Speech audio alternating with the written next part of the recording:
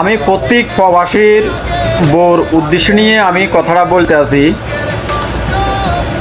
আপনার স্বামী প্রবাসে আইয়া পড়ছে, আপনার চিন্তা করি, আপনার ছেলে মেয়ে চিন্তা করি, ফ্যামিলি চিন্তা করি, দূর প্রবাসে আইয়া পড়ছে।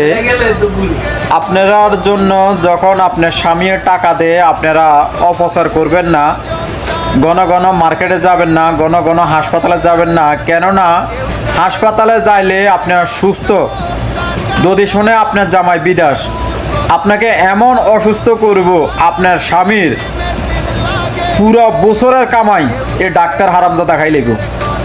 তো আমি যারা প্রবাসীর বউরে করে বলতে আছি, আপনারা যারা শৌখিন আছেন, যারা ঘন ঘন মার্কেট করেন, যারা ঘন ঘন ডাক্তারের কাছে যান, আপনারা নিজে একটু আপনার স্বামীর দিকে ফলো করবেন, চিন্তা করবেন। ওই আপনার স্বামী প্রবাসে কী অবস্থা আছে, কিভাবে আছে, কি করতে আছে, ওই দিকে আপনি একটু নজর দিবেন।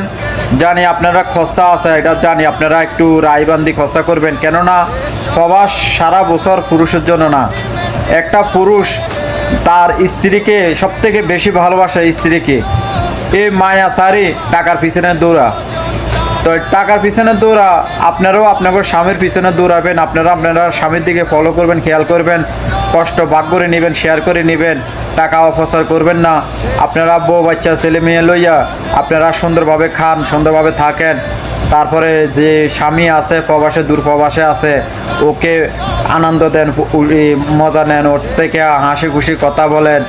আপনারা স্বামীর সাথে সময় নষ্ট করেন, বাইরে কোনো পুরুষের সাথে কথা বলবেন না, আপনার স্বামীর সাথে